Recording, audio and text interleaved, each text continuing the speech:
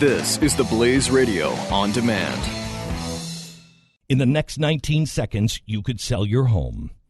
Okay, it's not going to sell your home, but you're going to take a big step toward getting it sold.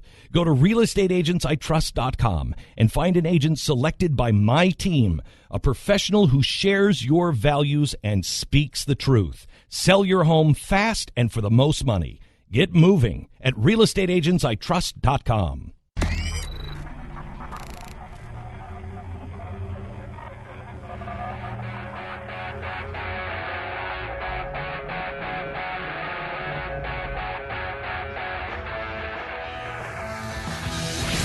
Now, spreading freedom across the nation. This is 3, 2, 1. The Buck Sexton Show. Team Buck, welcome to the Freedom Hut. Great to have you as always. Appreciate you stopping by, hanging out for as long as you can today. Hopefully the whole show, but even just a few minutes. Great to have you with me here hanging out. And if you miss any portion of the show, best place to go is... there's numerous places to go, but the podcast is the answer. You can go to soundcloud.com/Buck-Sexton and download it there, or theblaze.com/Buck-Sexton. Just putting that out there. Well, I've got all you folks joining me for the top of the show. Podcast, please do download, share it with friends. Best way to get them to know about the show. So yesterday was the 15th anniversary of 9/11. I could see the Freedom Tower from my roof. I believe it's now again called One World Trade Center. It's not technically called, I still call it the Freedom Tower, but it's sort of something that I constantly, I like sort of the skyline of New York City. I find it very calming. I spend a lot of time wherever I can on rooftops in the city, and I like to look out over it. It's one way to get some peace in this otherwise bustling and very loud town. I mean, I'm sure we'll have a couple of sirens over the course of the show today, just because this is New York City, and there's always an emergency vehicle going somewhere for some reason. I was looking at the Freedom Tower yesterday. I thought about going to some of the ceremonies. There were different things happening throughout the city.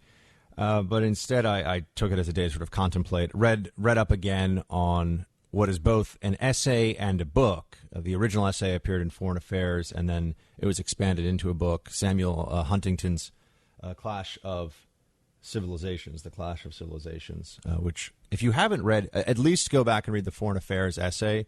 I think it was the most widely read, cited, most controversial, most interesting essay Foreign Affairs editors said that they had printed in, I don't know, decades. And I worked for a very short time. I mean, worked is probably too strong a term, because I was really a researcher who spent a lot of his time trying to meet people for coffee to get a different job.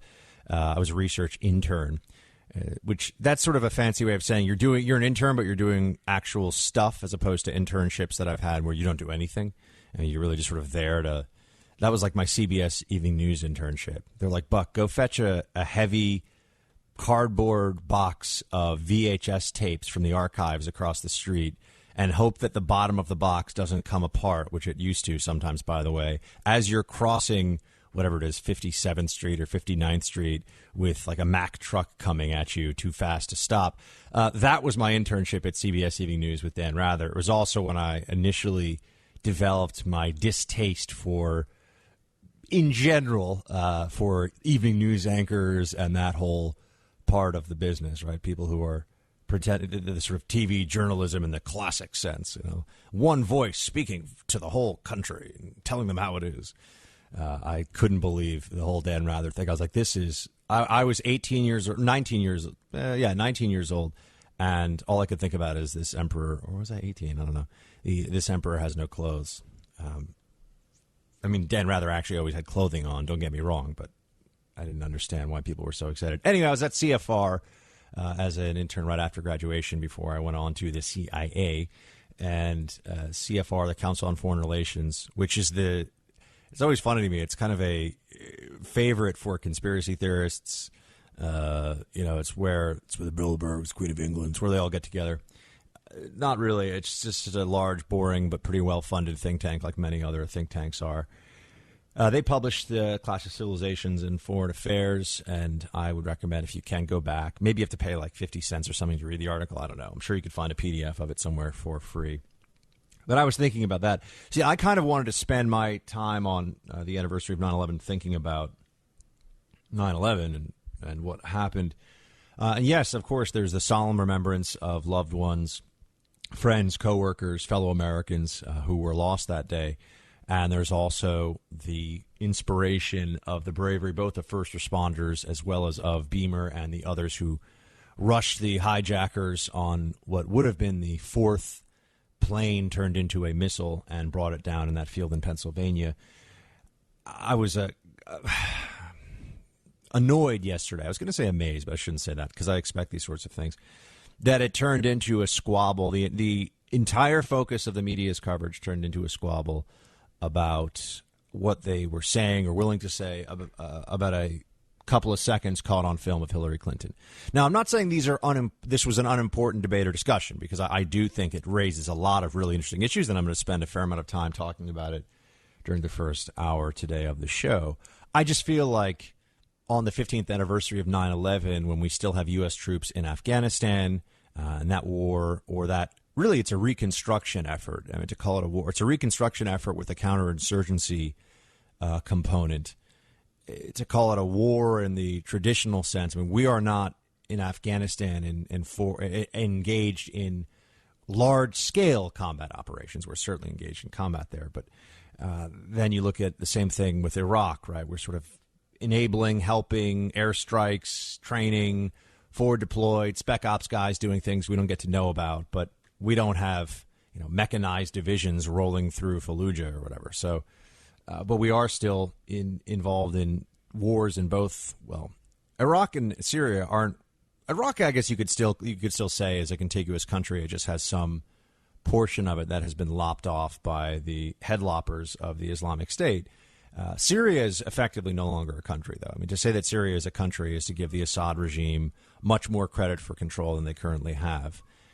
But we're at war in those two areas, and that we spent so much of yesterday, instead of being involved in a sort of national discussion or just reflection on what's happened in the intervening 15 years, how are we doing in what used to be called the war on terror? It really would better be called the war on jihadism, but that then makes people uncomfortable because it has a direct, just like it would have been to say the Cold War was a war against an ideological battle, but also, more than an ideological battle, depending on the period, against communism.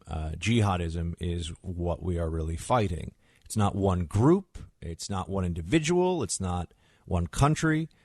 It is a philosophy that has been embraced by, no one knows the number. It's certainly in the millions, perhaps in the tens of millions. There are some major states that are at least influenced in part by jihadist thought and ideology. Iran, the revolutionary state of Iran, it thinks of itself as being in a constant process of an unfolding Islamic revolution. The Iranian regime is certainly in that category, although it's a Shia jihadism instead of a Sunni one. But we have this ideology that we're fighting against. So instead of the GWAT, the Global War on Terror, as a friend of mine used to say, you can't stop when the GWAT's hot.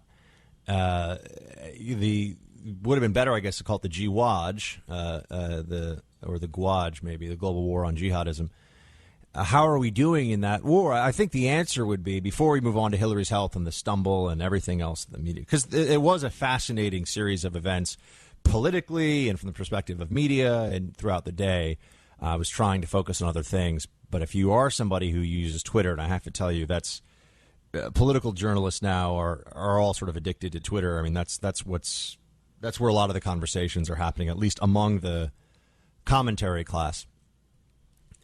But before I get into all that, and we will talk about it because it is interesting, I just thought a little bit more time to think about what has happened in the 15 years since 9/11. I shared with you on Friday a sort of personal experience of that day, and then went on to the CIA. And many of you have asked me why I left, and I think I've told you before. I joined because of 9/11, because I thought that was sort of my way to serve my country and do what I could.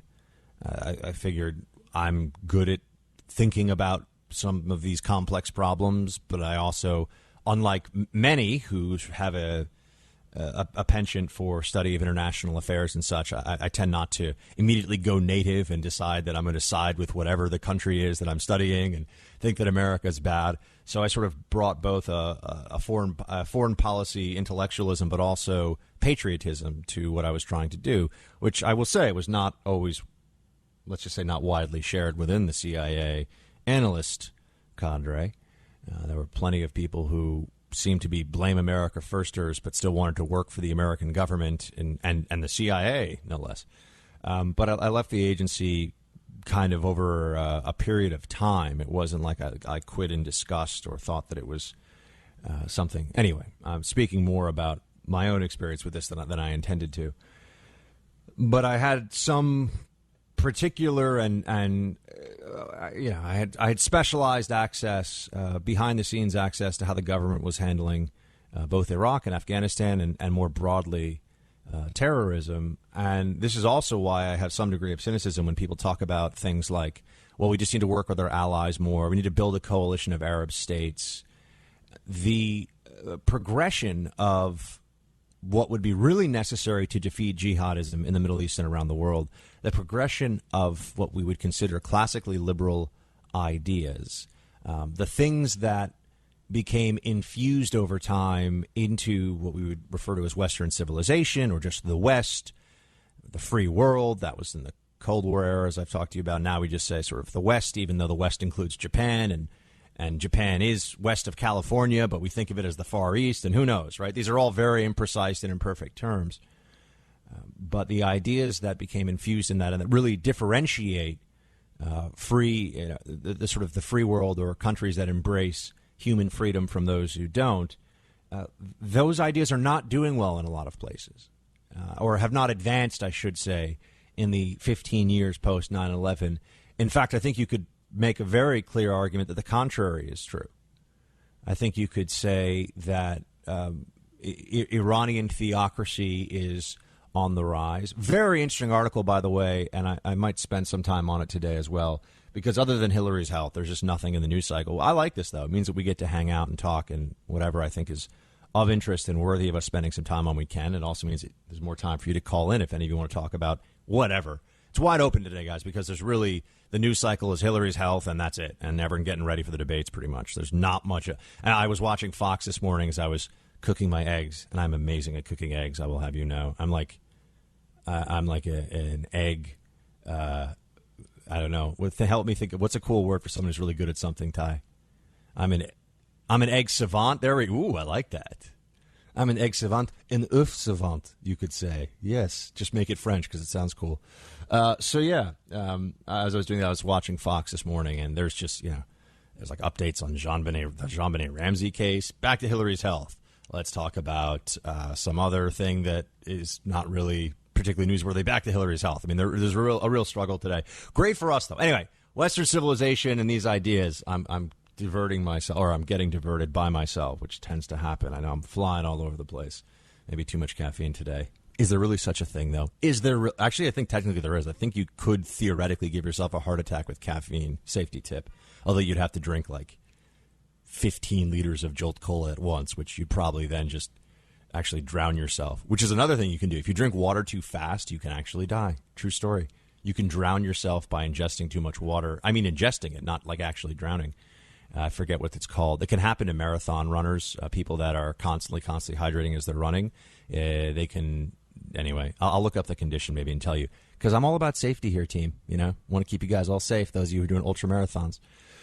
So Western civilization and the ideas that we are trying to advance, because that's the most important thing that Western civilization really has. Because modernity and civilization are often conflated, but they're not always the same thing. You can have a very modern state, in a sense, that does not. I mean, China is the best example of this, right? I mean, at least the state apparatus has become very modern, has advanced military, nuclear power, all kinds of surveillance, and technologically speaking, China is very modern. It's certainly not very Western, right? And it's our most likely near-peer civilizational competitor going forward. But that's in the longer term. In the near term, the greatest conflicts within and around Western civilization on the sort of fringes of it are with what could be termed Islamic civilization in the Islamic world. That's we're both involved in those conflicts as well as dragged into those conflicts, depending on which one we're talking about. And if you look at the post 9/11 world, I don't think we're doing very well on the issue of defeating jihadism in a global sense at all. In fact, I think in some ways in America we've regressed and are less prepared for the ideological combat aspect of this than we were even some years ago. And I'll get into some of those details in a minute. We got a lot to talk about. But first, our sponsor this half hour is silencershop.com. Silencer Shop offers the best experience for buying a silencer, period. They've got a friendly and knowledgeable staff, and Silencer Shop offers the best prices with the best service. When you purchase a silencer from silencershop.com, you simply pick it up at a local dealer with no transfer fees and no shipping. And I've said it to you before. I want to tell you again, a silencer is a must-have accessory for your firearm. It makes shooting much more enjoyable by reducing the blast to a more comfortable level, and a silencer in your firearm offers many advantages such as better accuracy and reduced recoil. So you should really check it out. Silencer Shop has got everything you need for it. Go to silencershop.com. Again, team, that is silencershop.com. Help make the world a quieter place. We'll be right back. This is the Buck Sexton Show on the Blaze Radio Network.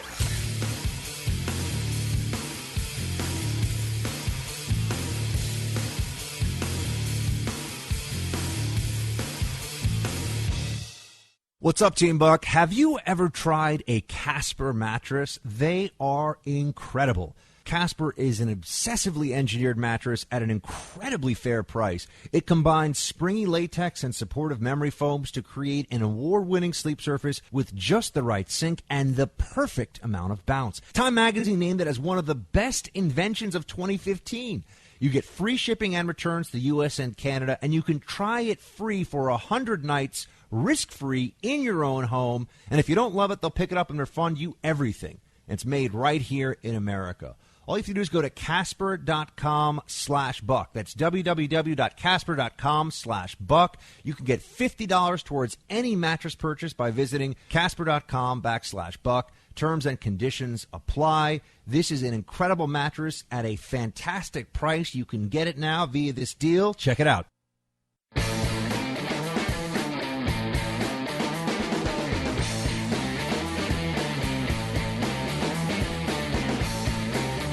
Buck Sexton. So there was some talk, I think, yesterday. I saw a little bit of it, at least, out there in the, blog, not the blogosphere or whatever, on the internet and on the various social media platforms. Does anyone really? I don't see a lot of blogging anymore. I feel like everyone just does microblogging on Twitter and Facebook, and they've sort of given up. A lot of people have stopped using their own little site to, WordPress site or whatever. But maybe I'm wrong. Okay, there was some discussion of all this stuff yesterday. For the most part, though, I don't think it was taken as a day to look over how we've been doing in the 15 years since 9/11, and I don't think if you look at a map of the world and where we have had problems with jihadism in the past, it's very hard to make a case that this has gotten markedly better. I think you can make a case that it has in fact gotten worse.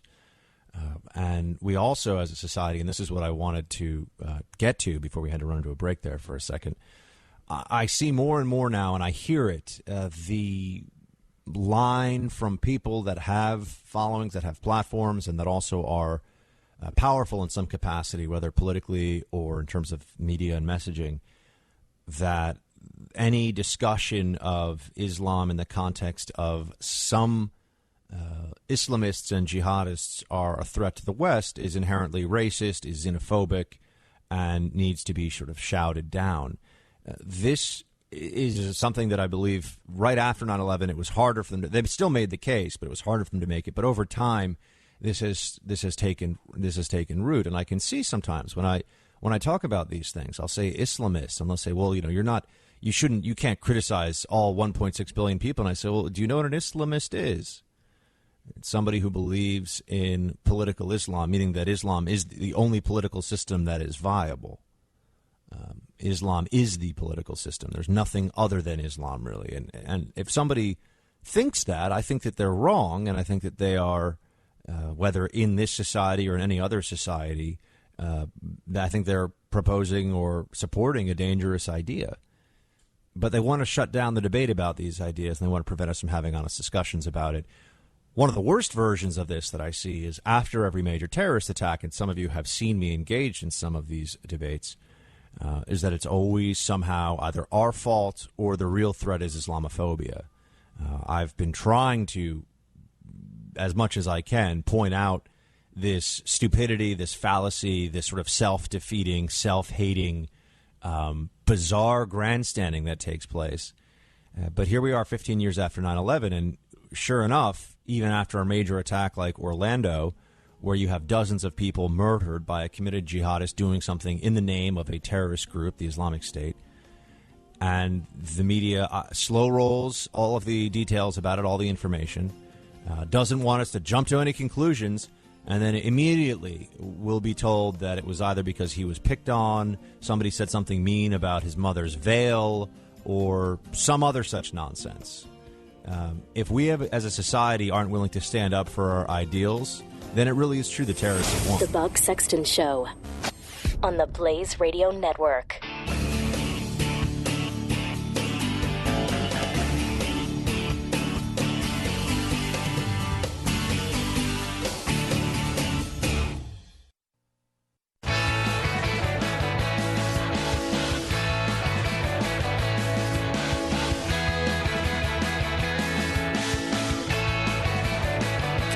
This is the Buck Sexton Show. Okay, so now we're going to transition into the Hillary health discussion for a little bit, because this is the biggest story of the day. Everyone's piling on this one, and there's some very interesting aspects of it. That much is to be sure. Okay, you will recall. I want to walk you through this bit by bit. You will recall last week there was a coughing fit that Hillary Clinton had. That was not a sort of normal little, I've got a tickle in my throat sort of a thing. It went on for quite a while. Play clip 1, if you would, please. Two other great members of Congress, Tim Ryan and Joyce Beatty.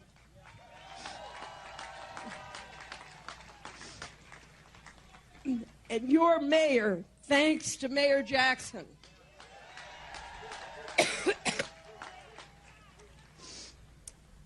And I hope that Ohio will send Ted Strickland to the Senate. I'm proud to be on the same stage with them because they're always fighting for working families.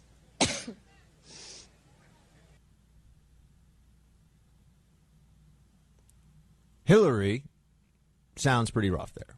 And as I said, this is not to mock somebody who's sick. I mean, I actually have sympathy for anyone who has any sort of real illness. That's a basic human urge, I think. Anybody who's ever had food poisoning knows that it's impossible to be, or rather, the fastest way to understand humility is to have a really bad case of food poisoning and just to be pressed against the floor of your bathroom and just like the cold of the tiles or whatever. You're just, and you're just so weak you don't want to move. And it's tough to think that you're a pretty cool, awesome, indestructible cat when you got that going on, right? You're always one bout of food poisoning away from humility, or at least temporary humility. Look, so I have sympathy with all that, but this is where the Hillary Clinton or the sort of Clinton stuff comes into play. So she was so they told us that was allergies, and she even made a crack about how she's allergic to Trump or whatever, and it was all about allergies, and that was last week. And this is all in the context as well of the recent revelation that she did tell the FBI that some of her health issues, some of the concussions, she can't remember everything, which is not really, if you're going to have somebody who the free world, such as it is relying on the judgment of one leader more than any other, I don't think you want somebody who has trouble remembering things. So that's a fair thing to ask or bring up, right, if this is a real health concern. By the way, I just want to insert this as a total side note. I'm of the impression, and I could be completely wrong here, that a pretty generic Democrat, I think if Joe Biden did replace Hillary Clinton on the ticket, I think Biden would beat Trump. Maybe I'm wrong. Look, who knows? And I don't think we're going to see this play out. But when you look at how poorly liked Hillary Clinton is, or how unliked she is in all the polling that we see, it's just very, for me at least, it seems like there's a very strong case to be made that a general, nationally recognized Democrat, I think Biden probably falls into that category. I think it's safe to say he's been vice president for 8 years, would do quite well. I think that you might even be able to argue that Elizabeth Warren would do quite well against Trump. I mean, he would be calling her Pocahontas every 5 minutes, and maybe people would start to pay attention to how her career is, in fact, her academic and therefore her professional career is built on a lie and fraud. But anyway, I don't know if they would really care, just like people don't care that the Clintons lie. But let me not get too far off track here. So last week, I said that there were birthers and now there are healthers, although I didn't say healthers in a disparaging way, because I think that the health questions about Hillary Clinton are legitimate, just as, you know, the obsession with Donald Trump's tax returns or and look, that's another thing that's completely legitimate to bring up as a criticism. I think Trump should release his tax returns. I think it's sort of strange that he doesn't. I also, by the way, think it's weird that we never got to see Barack Obama's college transcripts. Not because I think he was born in Indonesia and is a foreigner, not an American citizen. I just think that it would have been harder for them to make the case that Barack Obama is a genius whose understanding of all issues transcends anything that we could ever even begin to comprehend, when they see that he was probably a B- student at Occidental who all of a sudden got into Columbia University and was probably a mediocre student there who all of a sudden is the editor of Harvard Law Review, without really writing much for the Harvard Law Review, if anything. I think he wrote a couple of pieces. I've seen some excerpts of them. But, you know, we were allowed to know John Kerry's grades and SATs, George W. Bush's. We were allowed to know Al Gore's. It was actually funny because everyone had said Kerry was so much smarter than Bush, but Bush got... I don't think, by the way, grades are really a measure of intelligence the way people like to pretend they are at all. But it was just sort of amusing that Kerry got worse grades than Bush at the same school. So what does that tell you? And I do not think Bush is. And I've spoken to Bush a couple of times about issues of with academic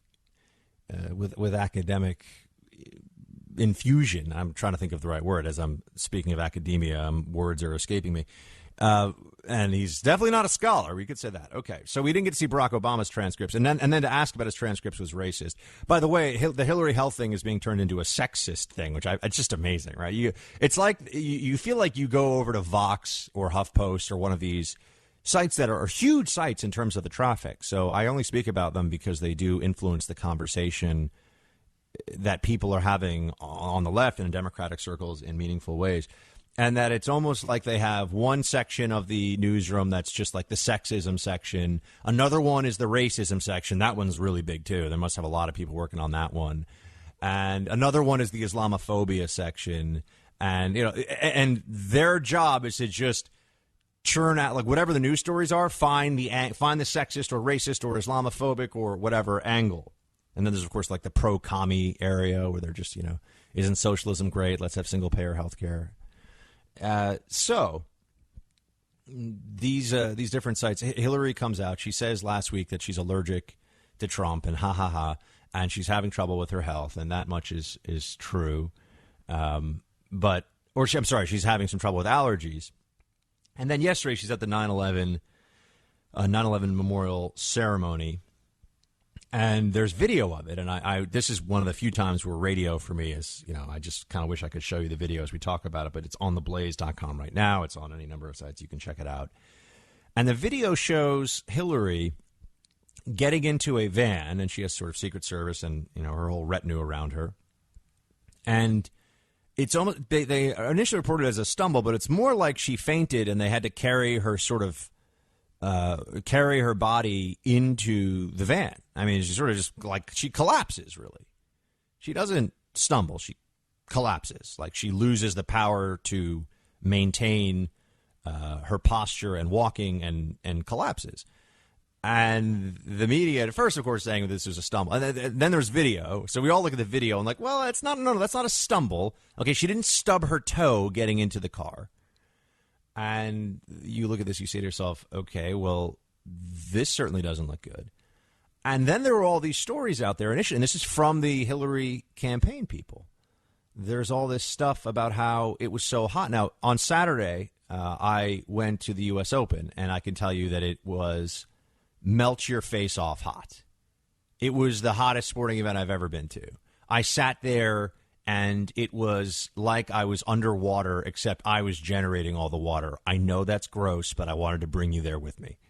It was really, really rough. I enjoyed watching the tennis, but I was there for the noon session too, and it was like, wow.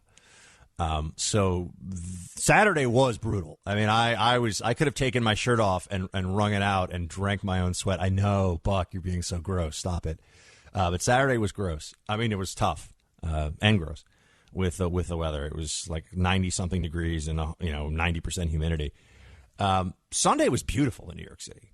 It was a gorgeous day yesterday. I mean, it was a beautiful day to be outside. It was perfect. Early, so by the way, if those of you ever thinking when to come to New York, I actually, really now until I'd say the second week of October is my favorite time in New York City. The most beautiful weather, the best time of the year. It's the best time of the year. It's great. So anyway, they were saying that Hillary overheated. And everyone's kind of like, well, we've got weather.com, and there are 8 million people who live in New York, and a lot of us can sort of just open the window or take a walk around the block and know that no, I don't think you're going to overheat at some ceremony like this. That seems quite strange.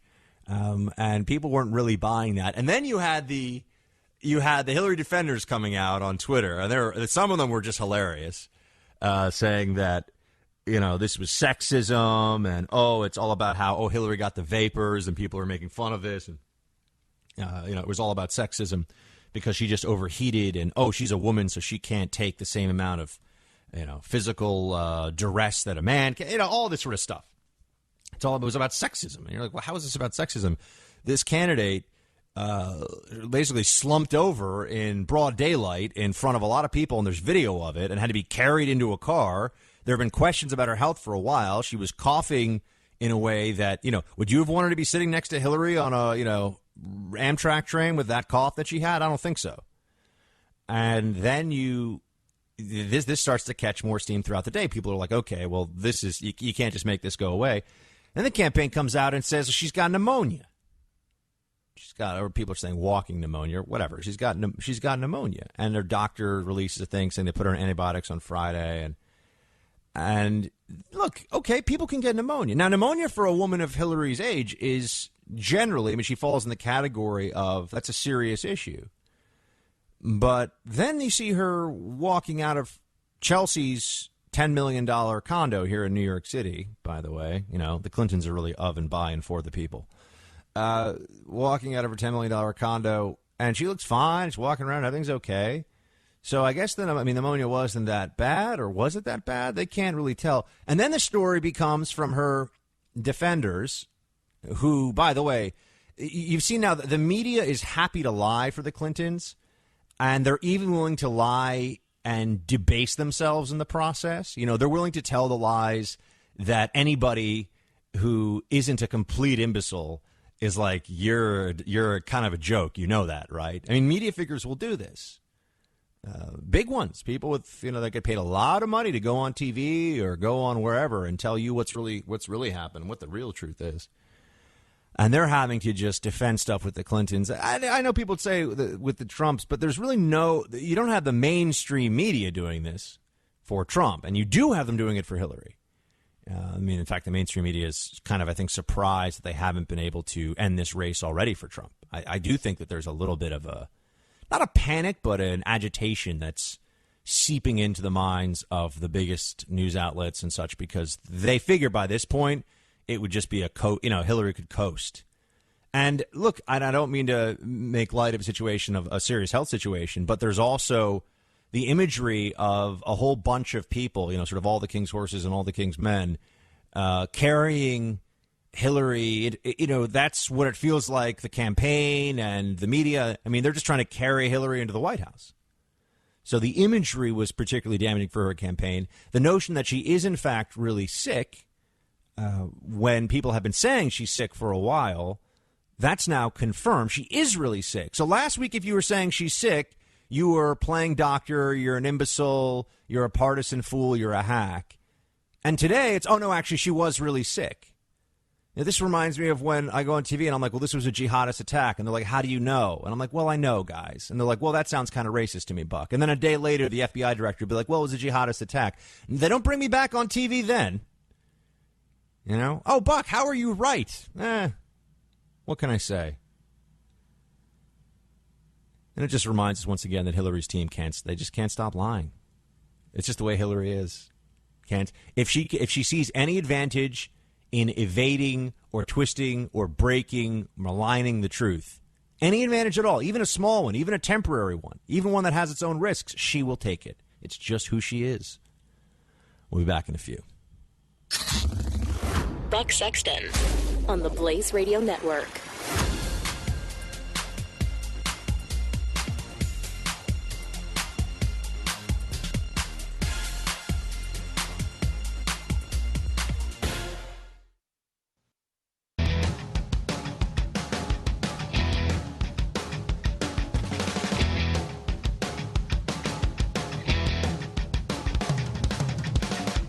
Dispensing the truth. This is Buck Sexton On the Blaze Radio Network. One of these things that when I look at the sites out there like Salon.com, which is a leftist pile of steaming goat turd, they have a piece, for example, Hillary powers through pneumonia because that's what women do. Yeah, so Hillary's entire sort of press corps around her, and you know, they were exposed to pneumonia, you would assume, over the weekend when they're traveling with her, and all of her enablers and handlers lying about this, and initially saying that it was heat-related and that it had nothing to do with the fact that she has pneumonia, which can be fatal to people. Tens of thousands of people die from it every year. No, it's just proof of how tough she is. She's one bad lady in terms of being, you know, tough. That's what the new spin is.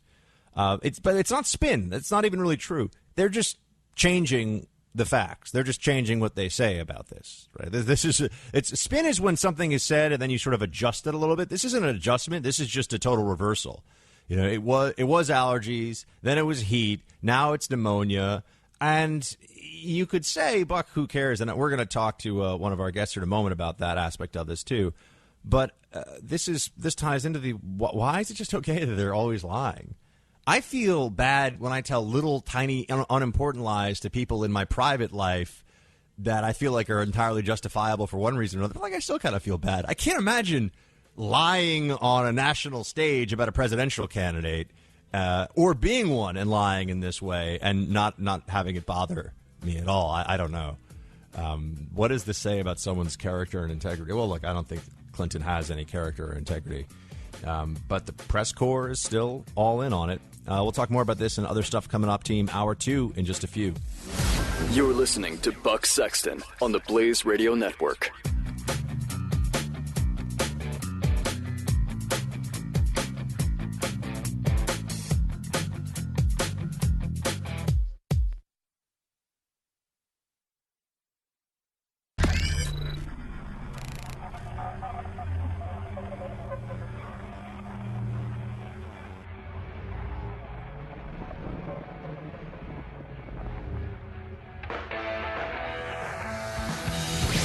Now, spreading freedom across the nation. This is The Buck Sexton Show. All right, team, welcome back to the Freedom Hut. Great to have you here. As always, we're joined by Matt Continetti. He's the editor-in-chief of the Washington Free Beacon. Matt, great to have you. Hi, Buck. Thanks for having me. All right, so yesterday, one would have thought it would have been all about the services, the ceremonies, the remembrances of 9/11, but the news cycle got gobbled up pretty quickly by Hillary's collapse, which we've all seen on video.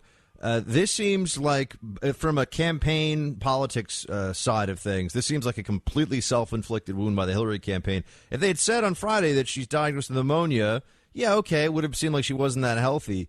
But to try to hide this and then change the story afterwards, why? What do they think this accomplishes?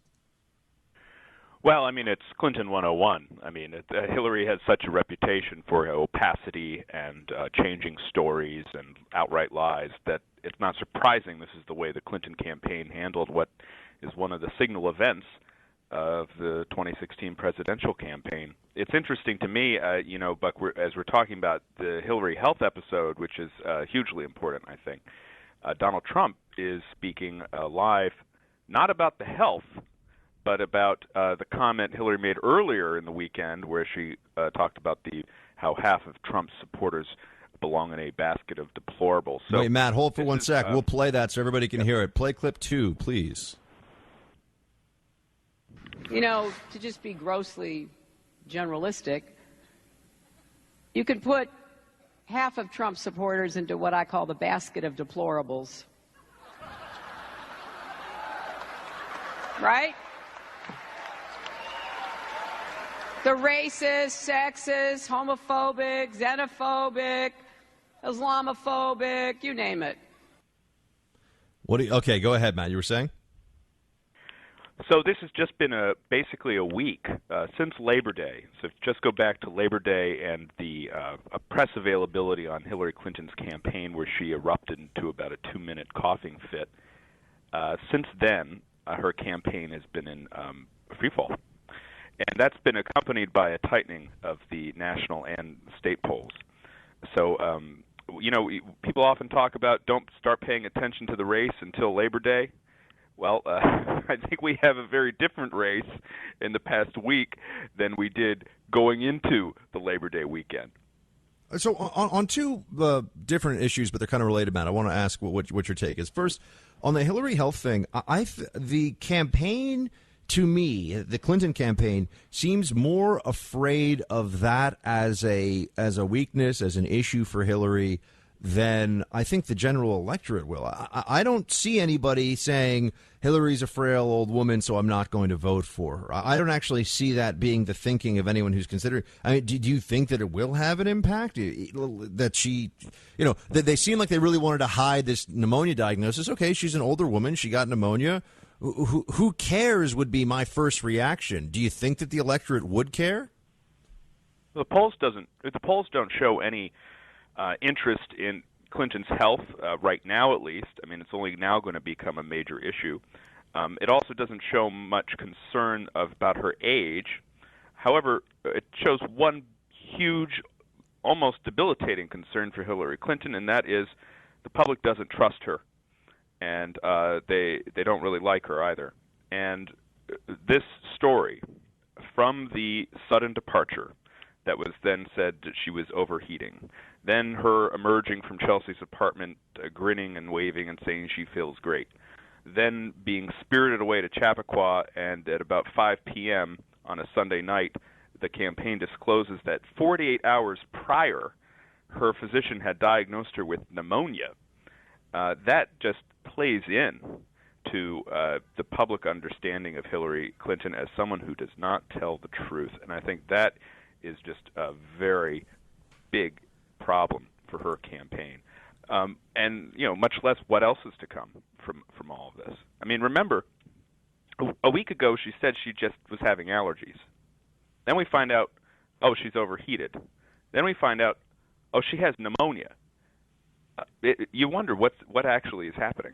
Well, but the thought process of the campaign employees, the press people, I mean, whoever sort of putting these different ideas out there and then having to change them. It seems to me like what they're so worried that if she had said last week that Hillary's not feeling well, then so it makes it seem like they're scared of the conspiracy, what they call the conspiracy theory out there about her health gaining traction, and don't seem to realize that by hiding it, it actually makes it seem like it's not a conspiracy at all. And then by admitting it, now it's definitely not a conspiracy.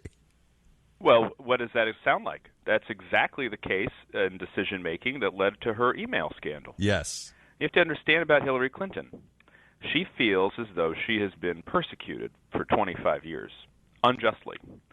And what that has resulted in is her relying on an extremely closed circle. Literally, you could count them on one hand, of advisors who she lets into the circle of trust, and a very antagonist attitude toward everybody, not just the right, but to the media, to everybody, in the sense that they won't give any ground, they won't answer any questions straight away because they feel if they do that, it will just embolden their enemies. And what you see time and time again, this is going back to Whitewater 25 years ago, is that by this sense of standoffishness, this sense of elitism, this sense of non-disclosure, changing stories, and then just outright lies, she ends up making things worse for herself. And that's exactly what has been happening in the last couple weeks.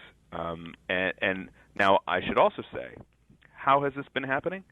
It's because for the last couple weeks, Donald Trump has not committed any unforced errors. For the past couple weeks, Donald Trump, with his new campaign team, has actually been running a very successful, at least on the media level, at the candidate level, campaign.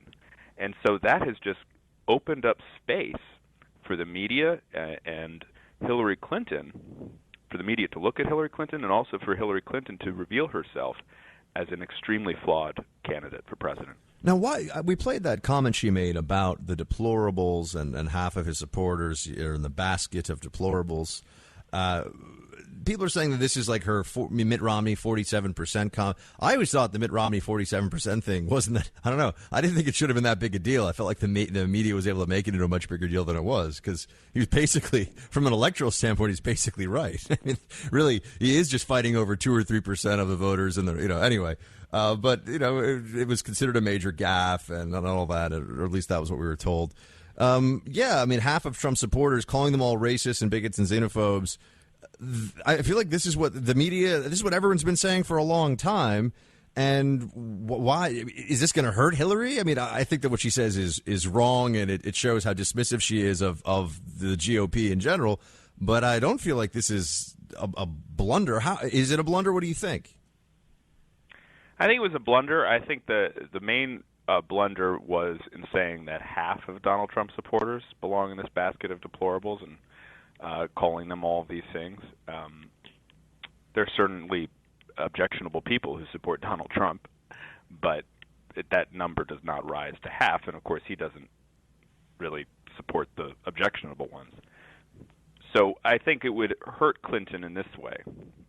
What we're starting to see in the polls is that there is an enthusiasm gap which favors Donald Trump, and the people who want him to be president are very energized about this election, where Hillary Clinton has no corresponding enthusiasm. It's hard to find people excited about her. In fact, her main argument is, you have to elect me to prevent Donald Trump from becoming the president.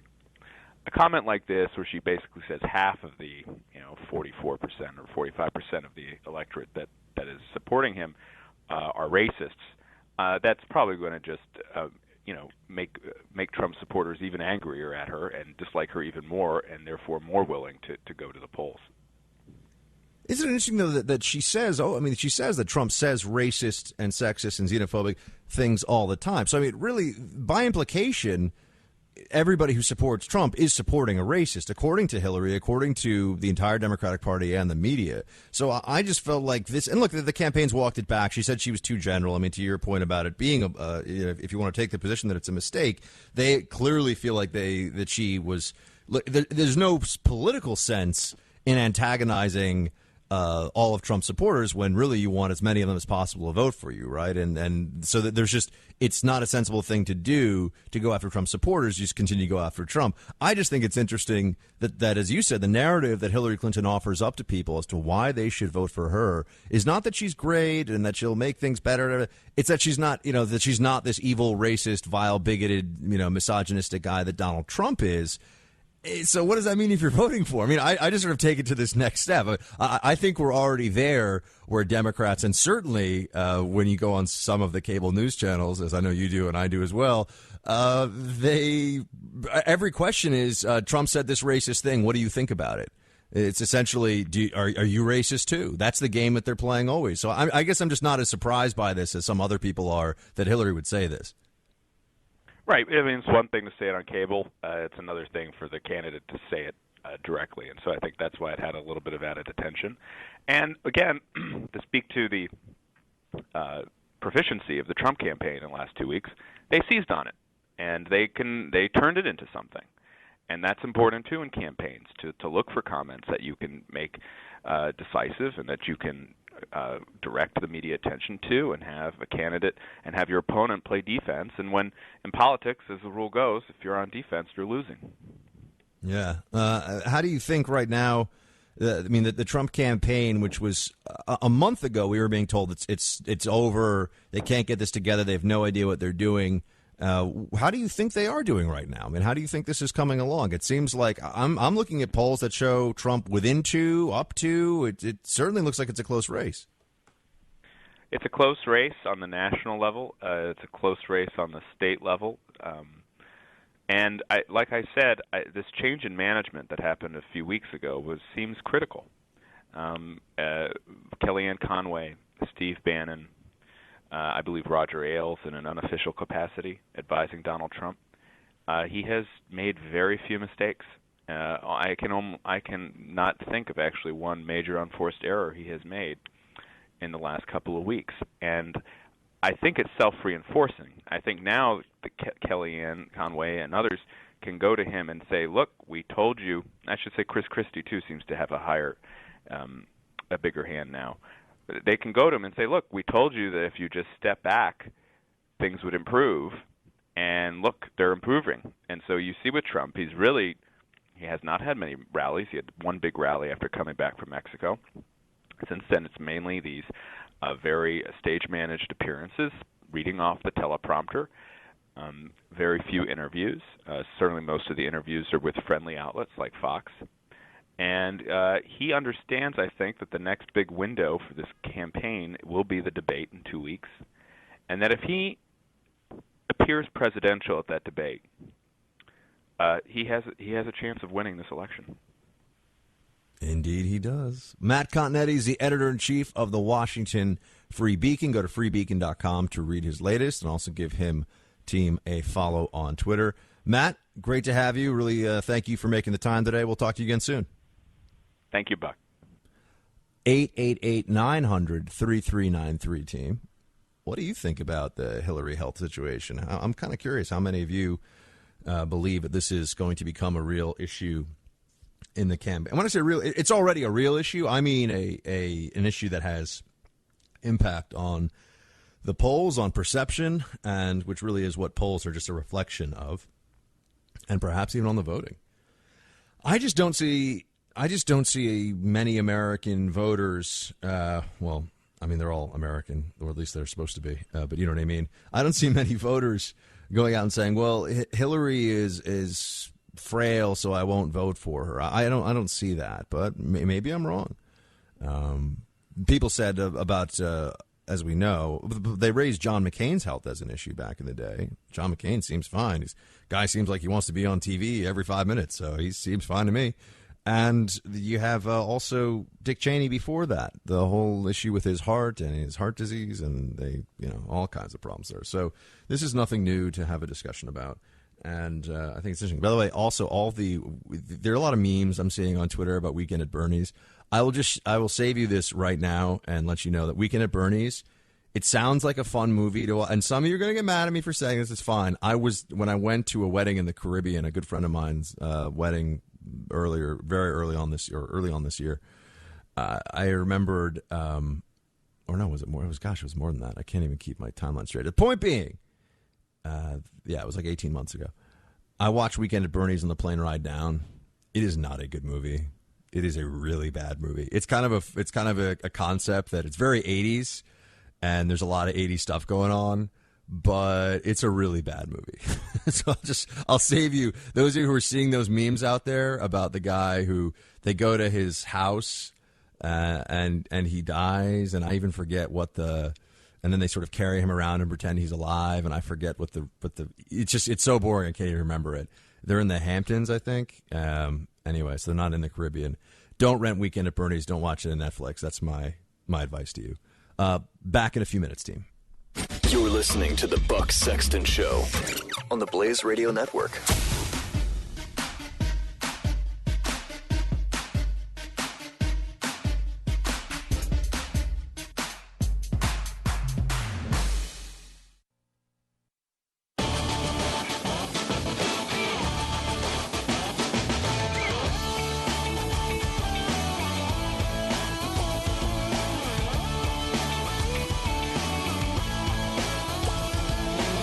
The Buck Sexton Show on the Blaze Radio Network. Hat tip to Lori on Twitter for this one. They made a sequel to Weekend at Bernie's.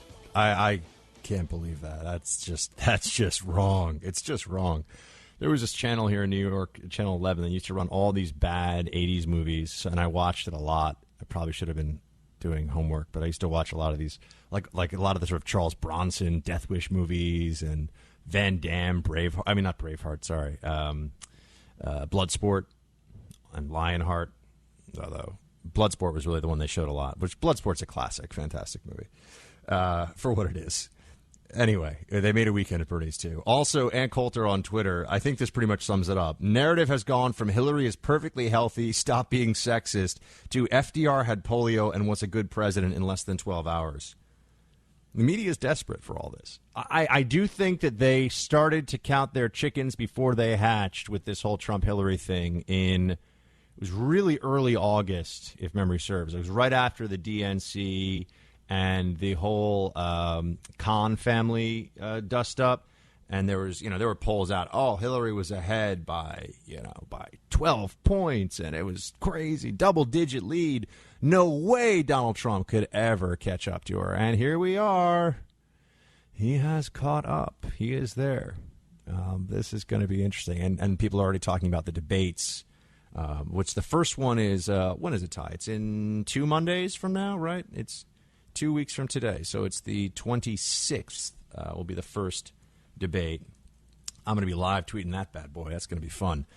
So definitely we'll want to be hanging out together that night, team. And looking ahead at what's going to be happening between now and then. First of all, they're going to try to create they're going to play the expectations game. And Trump has said the Democrats are trying to game the system with their Matt Lauer comments. Play that one for me, will you? Clip 5. Please play the clip 5 for me, because it's my favorite clip. As far as the debates are concerned, the system is being gamed because everybody said that I won the debate, the so-called forum that your group put on. But they all said I won and that Matt Lauer was easy on me. Well, he wasn't. I thought he was very professional. I have to be honest. I think he's been treated very unfairly. But they all said that I won. And what they're doing is they're gaming the system so that when I go into the debate, I'm going to be treated very, very unfairly by the moderators. And I think maybe we should have no moderator. Let Hillary and I sit there and just debate, because I think the system is being rigged, so it's going to be a very unfair debate. I kind of, he's actually onto something here in a sense. First of all, I do think Matt Lauer was professional and did a good job, and I'm not a big Matt Lauer supporter by any stretch.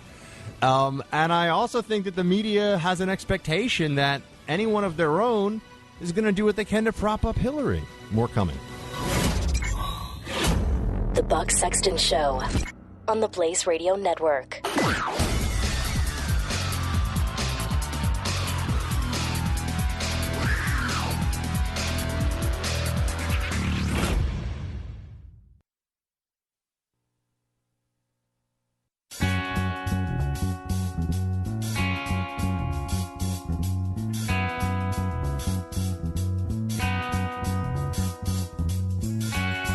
You're listening to The Buck Sexton Show, only on the Blaze Radio Network.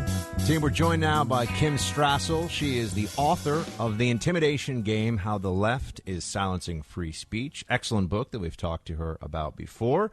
And also, she's an editorial columnist on the editorial board at the Wall Street Journal. She's written a piece up there, The Trump Blitz Begins. Kim, great to have you. It's great to be here, Buck. So, the Trump Blitz, does this mean that this is a better campaign that he's now created around him, or a better campaign apparatus, or is he a better candidate, or both? I think it's both, and also that he's finally picked up on the theme that is going to do the most to help him win, which is Hillary Clinton's ethical problems. And they've been sitting out there for a long time. Up until a couple of weeks ago, he'd made fits and starts at trying to go after them. But what you've seen over the last 2 or 3 weeks is a very sustained attack now on all of her issues, from her email server to the Clinton Foundation to, of course, some of the things that have come out over the last few days as well. Now, she yesterday had this collapse. It was caught on video. We saw this. It was pretty astonishing, although I guess not surprising, to read journalists who were either sort of apologizing as they reported on this, as though it wouldn't somehow be news, or were doing everything in their power to say that this wasn't what it was, which was clearly a health issue of some kind. I mean, you work at the Wall Street Journal, so you actually are at a flagship journalistic institution. I assume you have many friends at other places as well that are sort of that milieu, the time, New York Times and elsewhere. Are you a little bit sort of surprised at how much many members of the profession seem like they have no interest in covering things, that they really are doing advocacy journalism? Yes, sadly, I'm not surprised, Buck, just because this is the way it always works. There's always a double standard and this slight edge, as it were, for Democrats. If Donald Trump had had a moment like Hillary Clinton had yesterday, it would be the only news out there. There certainly would be no apologizing about it. It would be all about the fact that he hadn't released his health records. You saw it as well, too, the double standard, which I find even more appalling, when Hillary Clinton gave her talk on Friday about the basket of deplorables. And, there was some coverage of it, but it was really quite a light touch. Now, compare that to the treatment that Mitt Romney got when he was caught on tape talking about the 47%. This is a pretty astonishing thing she said. And to me, by the way, it wasn't just the first half of her comments in which she declared half of Trump's supporters racists and homophobes and xenophobes, but the other half in which she said everyone else was just sort of sad and lost, and they felt alone and left behind, and they didn't really know why they were voting for Trump, but they were just sort of people that the Democratic Party needed to pity. I wasn't sure which side of that was worse. I also was amazed when the media was able to make a big issue of binders full of women, as though that showed how out of touch and sexist Mitt Romney was, when clearly he was talking about holding resumes of women in binders that he was considering for positions. So, yeah, you're right about the double standard, but I just feel like even when you have a presidential candidate about whom there have been questions of her health and also of her age, although Donald Trump is also up there in years as well, and she collapses on video, that any political journalist would pretend that that's not a story. It seems like they've sort of given up, they've given up the whole game with that one. I mean, then they might as well just start wearing an "I'm with her" hat. Yeah, astonishing that they didn't think it's a story, and also astonishing that they're not calling her out to the degree that they should about the mistruths or the cover-ups of this as well, too. Look, she had that extended coughing fit last week. I am not a doctor, but I do know that pneumonia doesn't hit you sort of in 36 hours. They insisted at the time that there was nothing more wrong with her than allergies. We find out a couple of days later the doctor says she has pneumonia.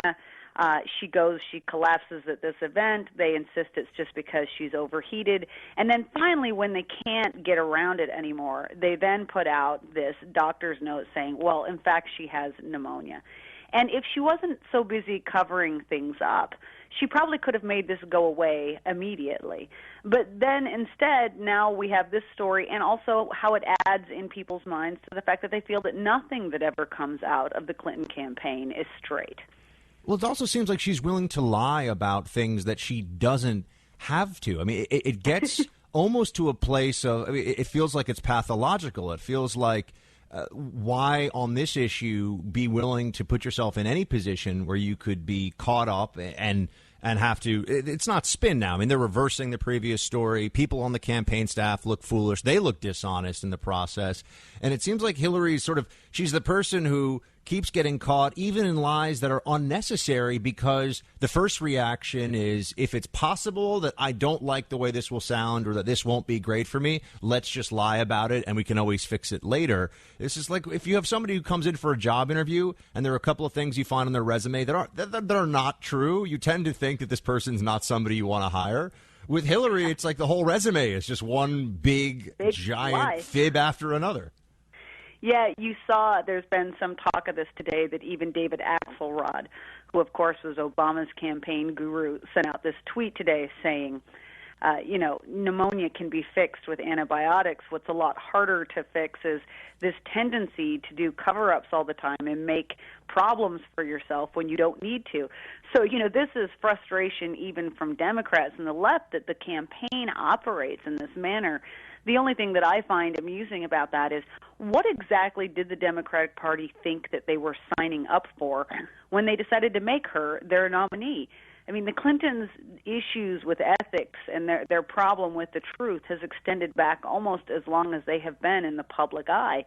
And there were plenty of Republicans out there warning them, pointing out, if you're going to lash yourself to the Clinton ship, be forewarned about what's likely to come out and before the election even happens. And this is, of course, what we're seeing, this steady drip every single day of more evidence of the problems that they have and the ethical issues. Now, Kim, one of the things you talk about in your book, The Intimidation Game, which I still recommend everybody out there, if you haven't bought it or checked it out yet, please do. It's on Amazon.com. Was the way that the Democrats use, or the left uses, government, the apparatus of government, various agencies and such, to go after people. IRS is one of the examples you go into, and there are others as well. I feel like we're seeing a sort of corollary of that argument with the way that the FBI, which for most people, an FBI investigation means that you're going to be going months without sleep, and at the end of it all, if charges aren't pressed, you've already been put through so much that it's something that will sort of change the course of how you at least think about your life for a very long time. It's a very harrowing experience. And that's even if you're innocent of something, but you just get caught up in an FBI investigation of any sort of criminal matter whatsoever. With Hillary, it seems like there are very clearly two standards, one for the Clintons and one for all the rest of us, based on the release that happened right before the Labor Day weekend of the notes from the FBI interview, based on the meeting on the tarmac with Loretta Lynch. I know that's DOJ, not FBI, but same idea, and Bill Clinton, and just the way that all of this has been handled. It feels like the FBI, which can destroy anybody else it wants to, treats Hillary with kid gloves. Oh, there's no way around it. The facts show that she was given special treatment. I mean, starting with the way that the FBI interviewed her. Look, James Comey, who's been a prosecutor for a long time, when he has conducted other cases like this, the first thing he's always done is you bring the witness in at the beginning. You get their statement, and then you follow and you see if what they said was true. And if not, you go after them on perjury at the end of it. Because the FBI, let's remember, they don't invest all of this time in investigations that they don't think are worthwhile, and they want something at the end of it. If the FBI is investigating you, there's a good chance they're going to try and find some sort of charge to bring against you in the end. So they treated her differently in terms of that. We know that in the end they didn't hold her to the standard that plenty of other government officials have been held to with regard to the mishandling of classified information. We know when we read through those transcripts that we had members of her staff who told different stories to the FBI, different stories than what actually existed in the emails. For instance, some of her staff told the FBI that they were unaware of her server until after she was done being Secretary of State. We know that's not true from the emails. Those same aides email about the server while she's serving as Secretary of State. So we know that there were falsehoods told to the FBI. They didn't follow up on it. We know that they haven't taken a look yet at the foundation, whether or not there was pay to play going on there. So, I mean, if this were a corporate businessman, you can believe that they would be in so much hot water they wouldn't even know where to jump. But Hillary Clinton is walking around free. It seems like the individual who destroyed the emails after there was already, I believe they were already under subpoena, that person was given immunity. Which to me indicates that the FBI realized that, that had to be done, because if they hadn't given immunity, that's about as clear a destruction of evidence situation as you're going to find. If there are emails under subpoena and somebody then says, I'm not just going to delete them, I'm going to use a special program to make them irrecoverable even by forensic specialists, or at least try to make them so that they can't be recovered by forensic specialists. If you were at an investment bank and you did this, your career would be over. You'd be facing felony charges and in a whole lot of trouble. The FBI extended this individual complete immunity to just tell them what he did. It seems like they figured out how to make sure that no charges be brought against anybody, is what I'm trying to say. Yeah, but you know what? Here's a good point, though, Buck, is that I don't think that in any way should make us drop the case of whether or not charges shouldn't be brought against others. I mean, this is interesting. There are still many questions surrounding this individual. They did give him immunity, and I agree with you. I can't understand why. We need to know, for instance, though, it turns out that he gave two different stories to the FBI. It turns out that originally he said that he was unaware that these emails were under subpoena. He later turned around and said, well, that's not true. I knew I wasn't, in fact, supposed to destroy them. When did he make that change? But one presumably thinks that he changed his story after they gave him immunity. But what we still don't know, for instance, is we know that both before and after he destroyed those emails that he had conference calls with various Clinton staffers. What were said in those conversations? And quite aside from whether or not he has immunity, do any of those staffers, were they involved in the question of whether or not these emails ought to be disappeared, even though they were under subpoenas? And if so, should they be in legal jeopardy? One more for you, Kim, before we let you go. Jim Woolsey, former CIA director, has joined along with the Trump campaign as an advisor. Do you take this as further evidence that they're sort of getting more serious, they've got better advice, and they're moving in the right direction? Oh, I don't think there's any question that is happening. I mean, look, for instance, I was quite amazed and impressed. You know, Donald Trump said all the right things today about Hillary Clinton's health, wished her well, hoped she got better. Didn't go out of his way to poke at her or turn this into something that people could say he was being obtuse or unfeeling.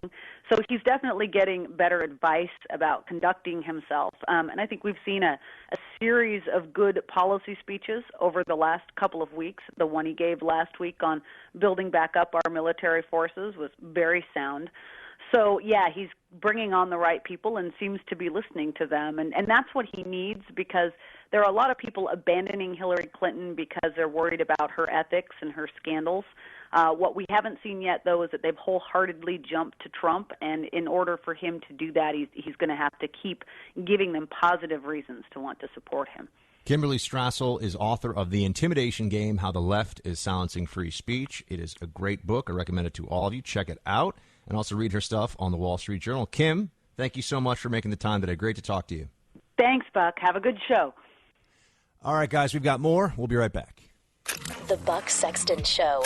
Discover more at theblaze.com/radio. The Blaze Radio Network.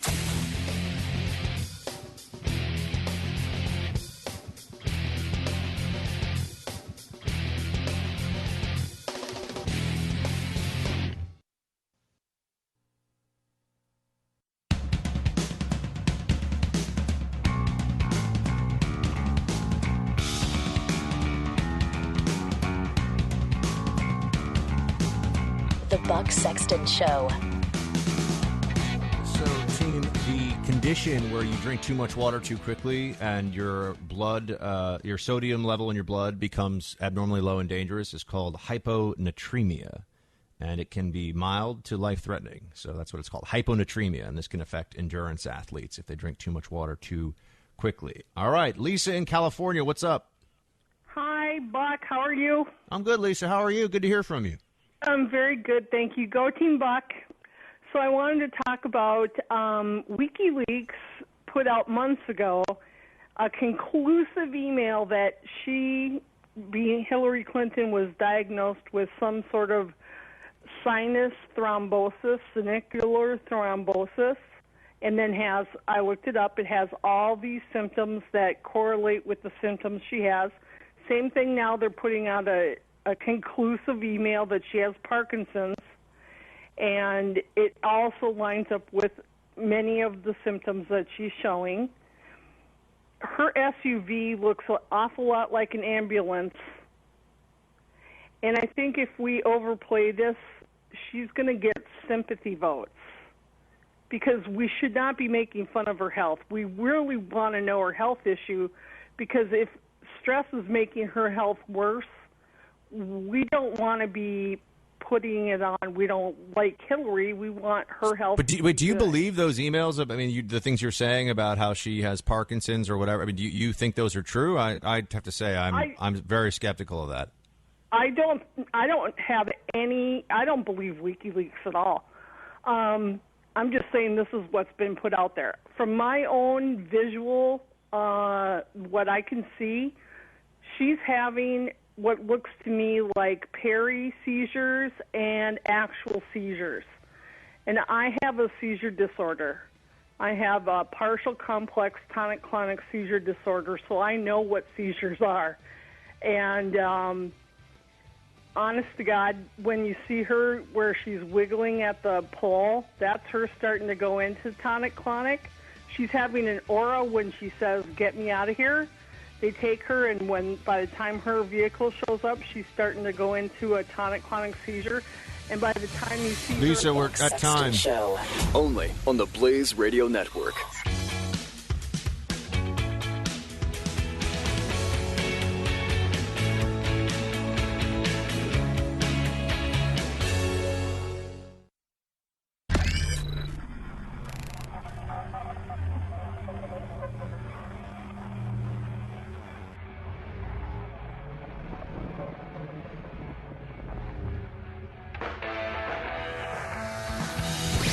Now, spreading freedom across the nation. This is The Buck Sexton Show. All right, team, welcome back to the Freedom Hut. We're joined, well, actually, let's get into a Buck brief first. You are entering the Blaze Threat Ops Center. This is a secure space. All outside comms are down. Prepare to receive the Buck brief.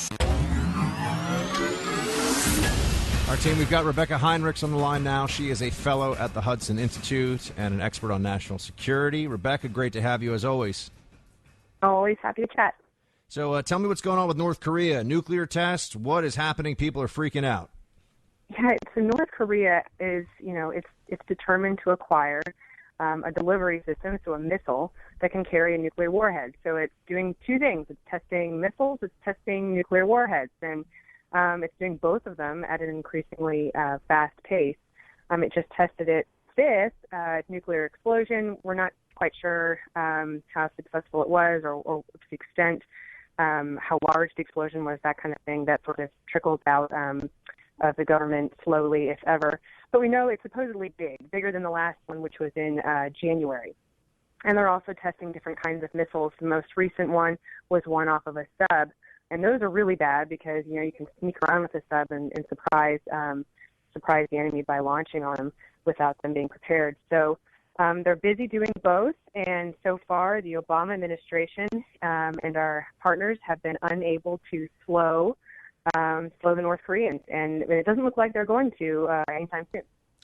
Now, why are the North Koreans doing this? People generally, the usual storyline is, as you see it on all the different sort of news sites, is North Korea acts out as a means of trying to gain leverage so they can get more stuff, because we'll say, okay, we'll do less of this and we'll allow more food aid in, or whatever the case may be. Other people I hear sometimes say, though, no, they actually do want to be able to launch nukes at people very far away. Which, is it both? Is it more one than the other? What's your take on the motivations behind these sorts of tests for the North Koreans? Well, the North Koreans, it's probably the hardest regime to try to really wrap your hands around. The leader there is erratic. He doesn't make a whole lot of sense. And so if you're trying to understand it from what would the United States do, then you run into all kinds of problems. So, the conventional wisdom is their main priority is just regime survival. They want more food aid. They want to keep the regime in power. They're worried about, the reunification of the Korean Peninsula. They're worried about the United States becoming a closer, more, secure ally with the South Koreans. And so anytime they see the United States doing a military test with the South Koreans, that makes them anxious. The United States is committed to deploying a defensive system in South Korea that could intercept missiles that are headed towards South Korea. That makes them upset. So, they're trying to preserve their own regime, but they do want to have a nuclear capability that they can use to coerce and threaten. We do know that. Whether or not they might actually launch it, it's very difficult to predict the actions of another actor, and it's hard to assess what the psychology there is and what they're estimating is in their own national interest. But they definitely appear to want to have one in order to coerce the United States and other actors to not doing things that they perceive are hostile to their own interests. Now, what can be done in response, or what should be done in response to this? It seems like in the past, North Korea acts badly. We say, don't do that. There's condemnation. Maybe the UN says some things about how they're being, North Korea is being very naughty. And we know that there's terrible suffering going on inside the country. That doesn't stop. Never mind the oppression, the political oppression, the totalitarianism. That all continues on, too. From the U.S. side of this thing, though, just focusing on how we can try to promote our own security and that of our allies like Japan and South Korea in the region. What should be the response to this? Well, there's multiple things that we're not doing that we should be doing, and some of it is sort of hard to pin down. I mean, the basic problem right now, as I see it, is we have a president who's very weak. He's perceived as very weak internationally, abroad, and so the North Koreans really don't take seriously what our president says. There was just a disastrous meeting in China with our president. The Chinese don't have a whole lot of respect for our president, and we really need the Chinese to cooperate with us on this. The Chinese are the North Koreans' great patron. If the Chinese don't squeeze the North Koreans or get the North Koreans to knock it off, we're going to have a major problem. So every time the UN passes Security Council resolutions, if the Chinese don't enforce them, they're nothing. They don't mean anything. So you need somebody in the White House who people kind of take seriously. When we say don't do this and we draw a line in the sand, then we expect that to be abided by. We want somebody who's going to enforce sanctions, that sort of thing. So I think you have to have some, you got to have some backbone there that we're missing. And then also, you got to pressure China. We got to pressure China to be able to coerce North Korea. And if we can't do that, there's really no way around it. And then, of course, last, I would say we have got to do what we can to defend ourselves, which means we have to have missile defense systems in place that are reliable enough, robust enough to be able to intercept these missiles if the North Koreans do one of these days decide to pop one off and it is successful and does end up, headed towards the West Coast, which is where it would be headed.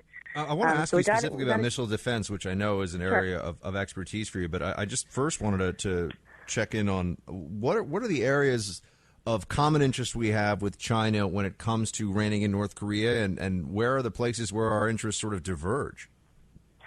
Yeah, so the Chinese want to keep North Korea contained. They think that the regime there is better than a collapsed regime in which the Korean Peninsula might be reunified. So they see, anytime the United States does something to help South Korea or does something to help Japan, China starts to get worried because they think the United States is sort of inserting itself in its own, what it believes is a sphere of influence in the Pacific region there. And so that's where our interests sort of, conflict. They want to be the dominant power in that region, and so they see the United States, working in the region as a threat. But, the United States wants peace in the region. It wants to get along with China, it wants trade, better trade relations, et cetera.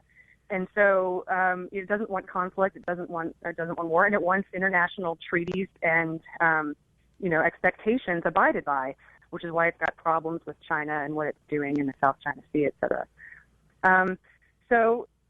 It's going to be a matter of what China's got to decide which direction it wants to go in the future, if it wants to have, traditional sort of peace and prosperity and free trade and, peaceful international travel of the seas, that sort of thing, or if it's going to assert itself and demand, sort of a regional hegemony, which is what it looks like it's doing.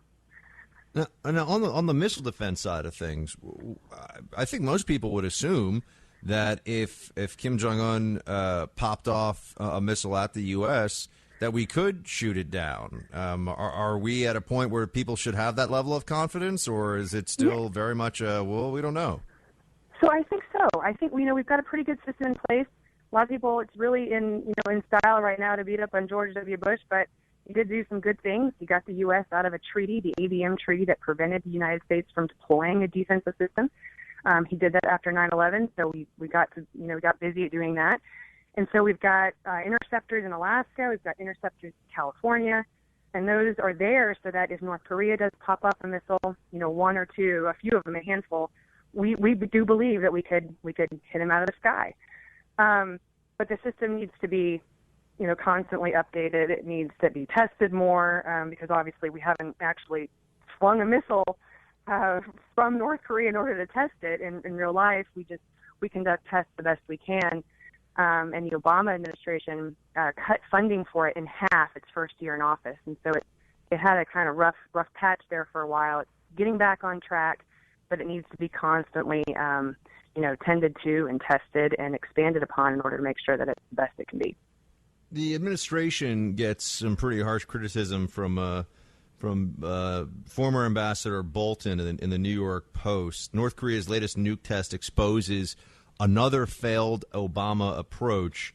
The approach, it seems to me, that John Bolton is decrying here is really just a non-approach or indifference. Is that how you see specifically Obama administration policy towards North Korea, or how would you assess it? Well, it's hard to figure it out. It definitely looks like it's not doing much. I mean, nobody wants war. You get to the point, nobody wants war, but you sort of have to have somebody in the White House who you believe would actually go to the point where it could, for instance, take out one of these missiles on their launch pads. If it really deemed that as a necessary thing to protect the United States, to protect our allies. You sort of have to have that in the back of the minds of the North Koreans anytime you engage them. Otherwise, they just won't take you seriously. And so I think that credibility has just been lost in this administration. This is real power politics. This isn't, this isn't this wonderful diplomatic academic exercise that the president seems to think is happening in the world. I mean, these are really bad guys, and they have national interests that are very different than what the United States perceives as its own national interests. And so, it just hasn't had a tough approach with the North Koreans, and they really need somebody in the White House who can deal with them and just say enough is enough. We're not going to tolerate, this continued nuclear program, continued missile program to the point where you've got a dozen nuclear missiles pointed at the United States. We just can't let that happen. What do you think, Rebeccah, just switching gears for a second, of former CI Director Woolsey joining on the Trump campaign as an advisor? Yeah, I like Woolsey.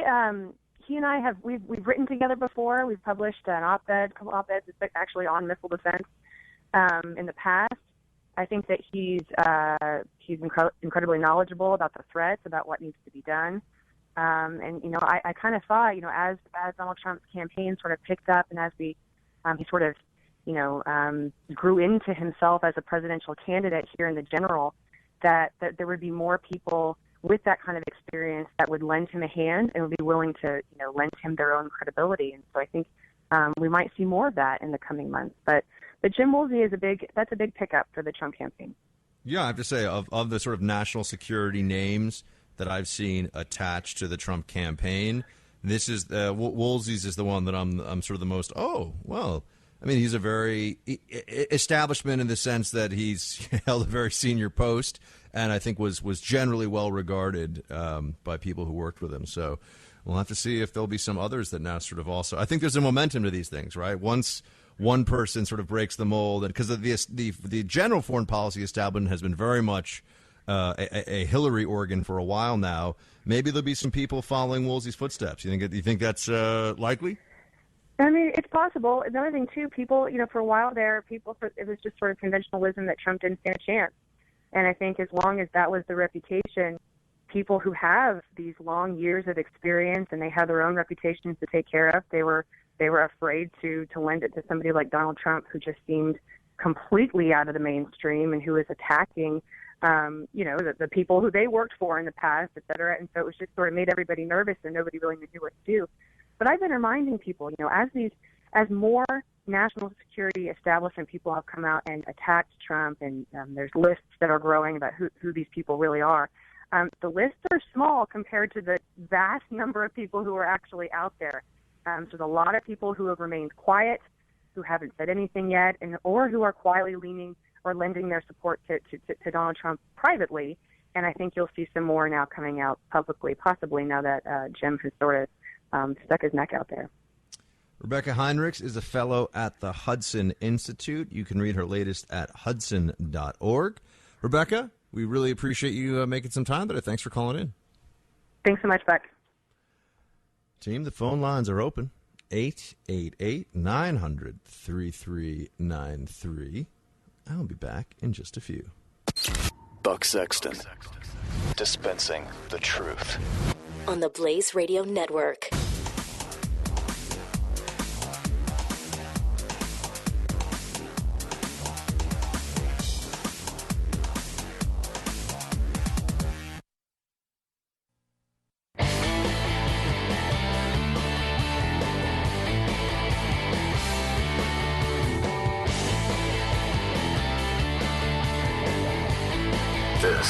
is the Buck Sexton Show. So Occidental College, which is President Obama's original alma mater, had an ugly incident over the weekend. Vandalism of a 9/11 memorial on its one of its campuses.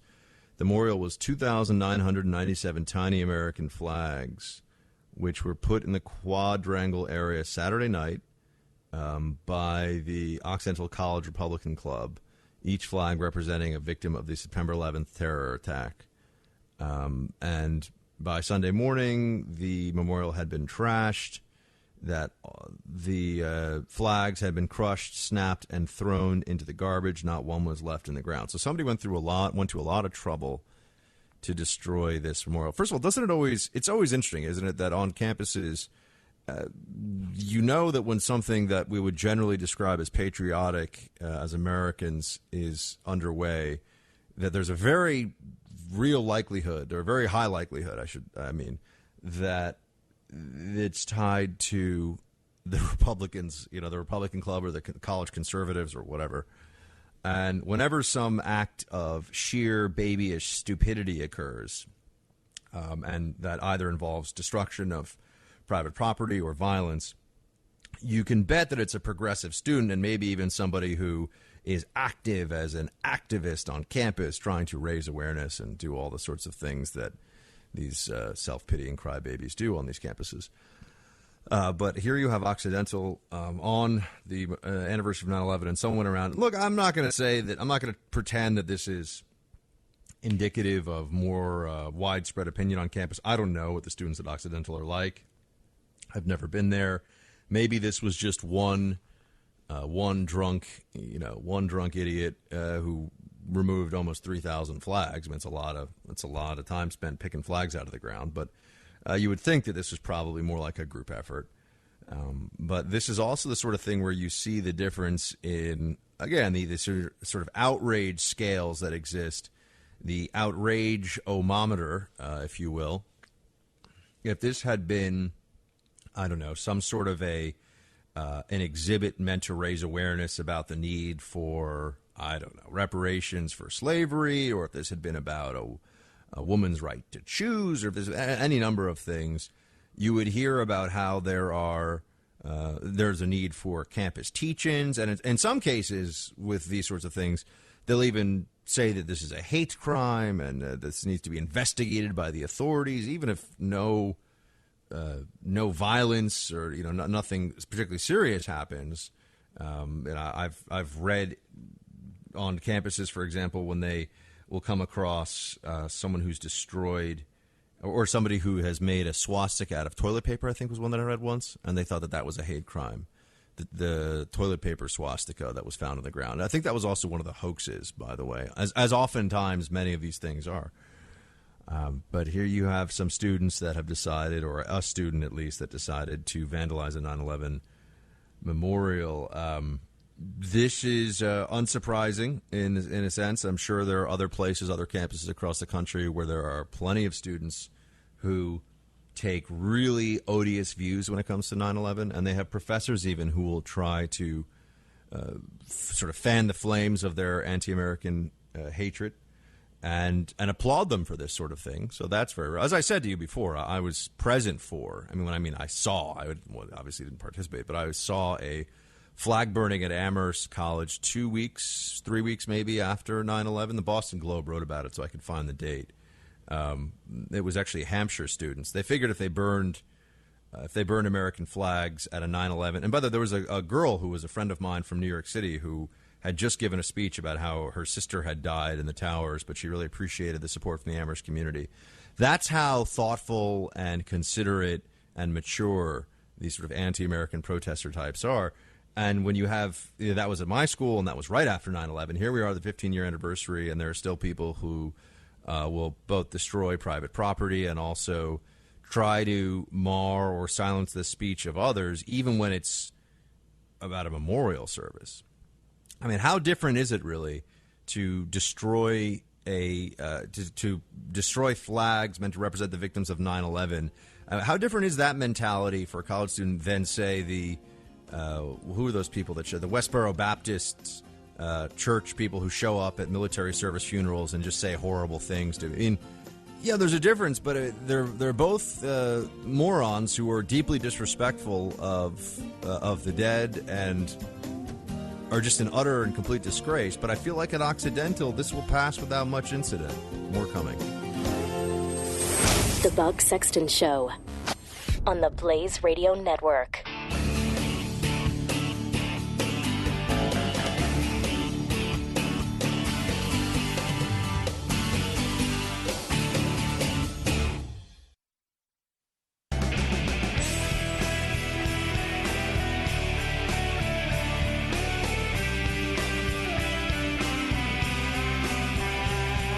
You're listening to the Buck Sexton Show. Got Mary Ellen up in British Columbia. What's up, Mary Ellen? I've been thinking about the business related to Hillary Clinton's email, and I wonder how much it has cost the government to try to reconstruct the public record and all of the public funds that have been spent because of her decision to have a private server. There are the criminal aspects of Official Secrets Acts and of not maintaining the public record. So that whole business of trying to fudge the public record, but the sheer cost that the taxpayers have had to pay because she made that decision. Does anybody know how much it cost, and has anybody asked? I don't know how much it cost, and I wonder if anyone has asked who can try to get those kinds of answers. I would think very easily would stretch into the millions of dollars. But again, when we're talking about the U.S. government's expenditures, millions of dollars on investigations is kind of a nothing burger. They've got a $3 trillion spend every year with all in. So it's they're already spending a whole lot of money. They're already spending far too much money. I don't know, though, Mary Ellen, what the answer is to how much money's been spent looking into the Clinton improprieties. So my guess is it's a lot, but not enough that anybody's really going to focus too much on it, given everything else that's going on. Yeah, but I think that's just one more reason that I find the whole thing problematic. And I don't think anybody should be disturbed or worried that Hillary Clinton has pneumonia.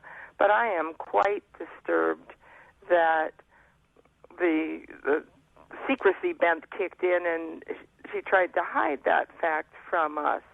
If she had just said, I have pneumonia, I need to take a few days off to recover, my sinusitis has turned into pneumonia, I think people would have said, okay, yes, too bad, I agree. Get better.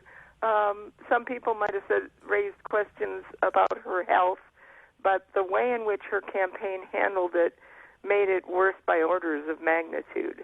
Yeah, absolutely. And I think it's because they didn't want they thought they could get away with avoiding giving any fuel to the fire of those who are out there who had been called conspiracy theorists. I don't know if you can call them conspiracy theorists anymore. I think that they clearly were onto something about the coughing fit. They didn't want to make it seem like they were right, and so they thought that they could just get around this.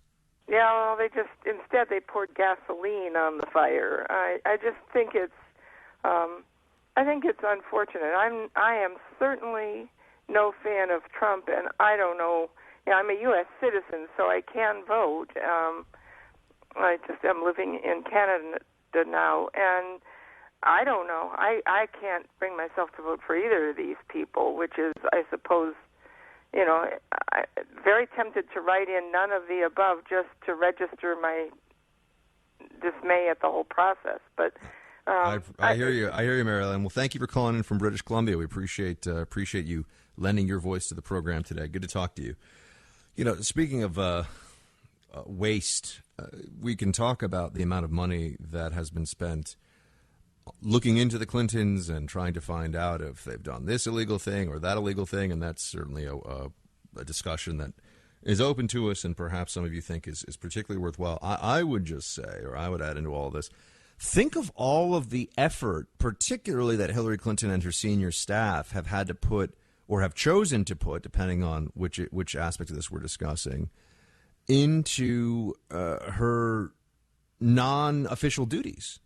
Right? I mean, the first thing that comes to mind is the Clinton Foundation. I mean, that she has very senior staff that are working for the Secretary of State. As if that's not a big enough job, they also need to get these waivers so they can have outside jobs, really just so they can get more paychecks from non-government entities while they're a government employee, which, by the way, usually there are all kinds of restrictions and rules on this, and you can run into lots of difficulties if you were to try this. Again, if you're a non-Clinton, I mean, if you're a Clinton or one of their associates, the usual rules don't apply. But also just the amount of energy now that's been spent by Hillary Clinton over her entire sort of public career dealing with self-inflicted scandals. I mean, dealing with the fallout of things that are clearly her fault or her husband's fault, and how much media time is spent on all of this. And these are not... They're important because this is somebody who is important in the sense that she wields power and wants to wield even more. But they're not the sort of issues that, should keep us up late at night thinking about the grand questions of the universe. A lot of time wasted on all of this Clinton nonsense, and the Clintons waste a lot of their time as a result of the way that they approach their jobs. And Hillary, with this whole Clinton Foundation thing, you would think that in a position where, I mean, I used to know some people who work, for example, for the NSC, and they would tell you that they work 12, 14 hours a day, every day, and they're, this is just, it crushes them, and they have so much workload, and they don't make that much money, and all this sort of stuff. I would think the Secretary of State would have a really punishing schedule, but I know that that's not the case. It's a lot of, meetings and a lot of prepared speeches and sort of banquets, and it's good to be the king. You know what I mean? You want to be at the top of these hierarchies. You don't want to be a foot soldier at the State Department. You want to be, either senior ambassador all the way up to Secretary of State, or in that sort of circle of power. You don't want to just be somebody who's showing up for your wages and told to go home. It's just not that much fun. That's all I can tell you about that.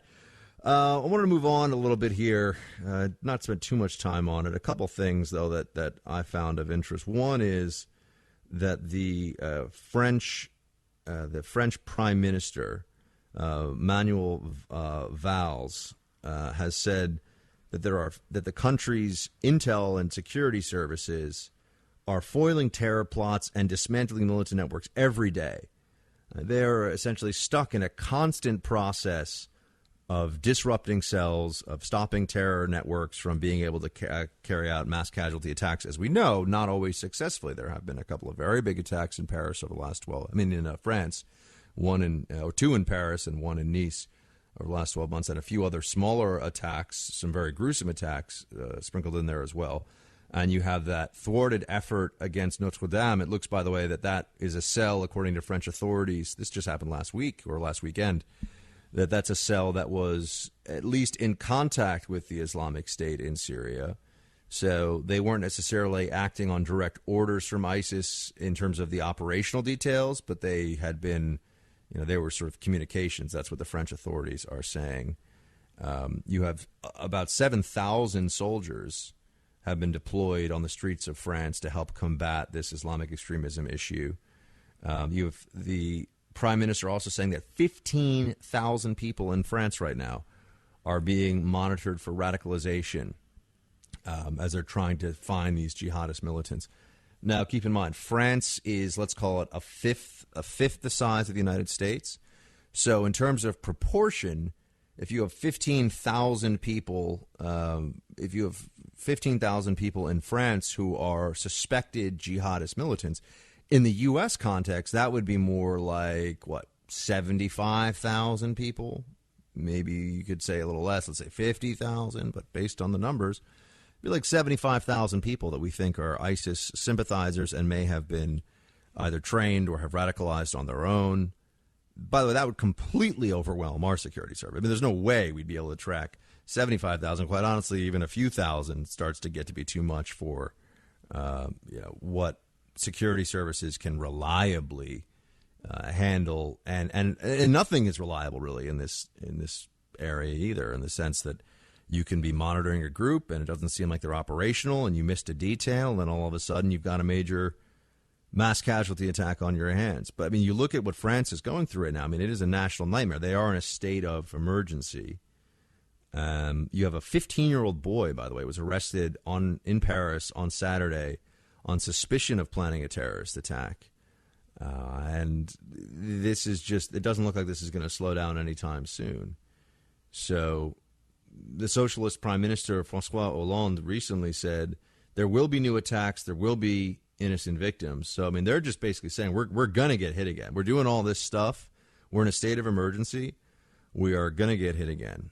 Now, add into this a piece from the Wall Street Journal about how there has been a shift, and specifically looking at the November 13 terror attack in Paris last year and everything that's been happening in France and in Europe right now, according to court documents and various sort of security ministers and others that the Journal has spoken to about what's going on right now with these jihadists across Europe. They're changing the way that they do things so that it is harder to do. It's harder to find them, to track them, and to disrupt their plotting.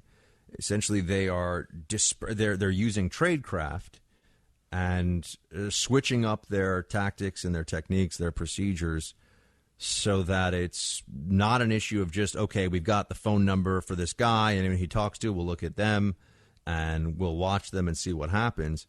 They thought, for example, that Abdelhamid Aboud, who led the November 13th terror attack in Paris, the French authorities, according to the Journal here, thought he was still in northern Syria. He managed to get back into France without them knowing about it, and they were trying to use cell phone and other electronic data to track him down. But ISIS is training its operatives well in counter-surveillance techniques, and they realize that a lot of the time, what you do to counter high-tech is just go low-tech. Go old school.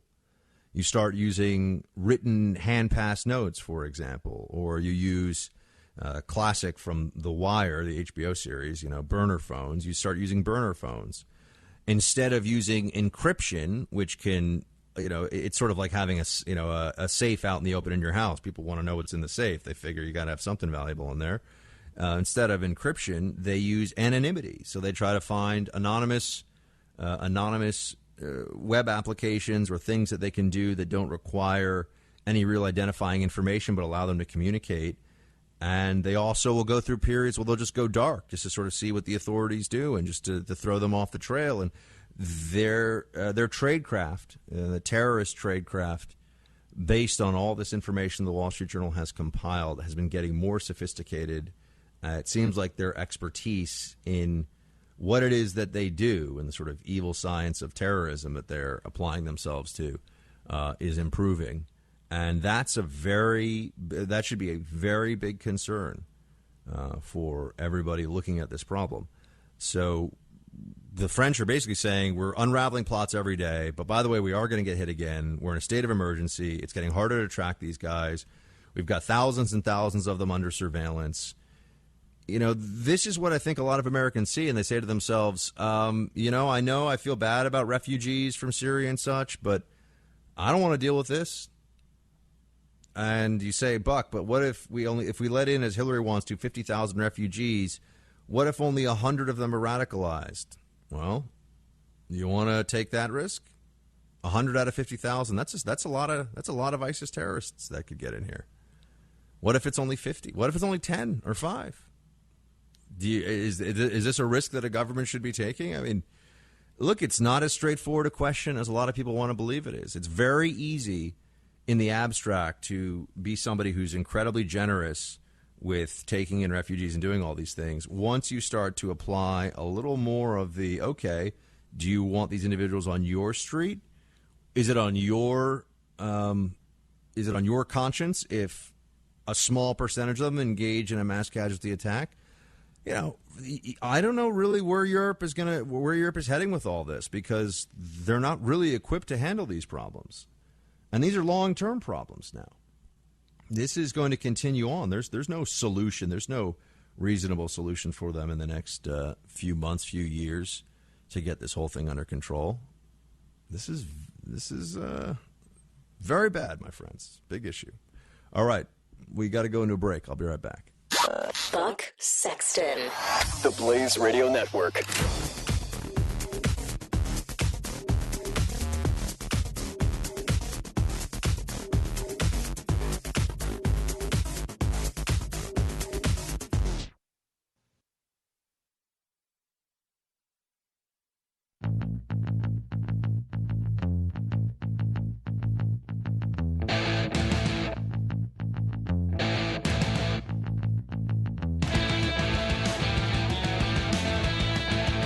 Buck Sexton.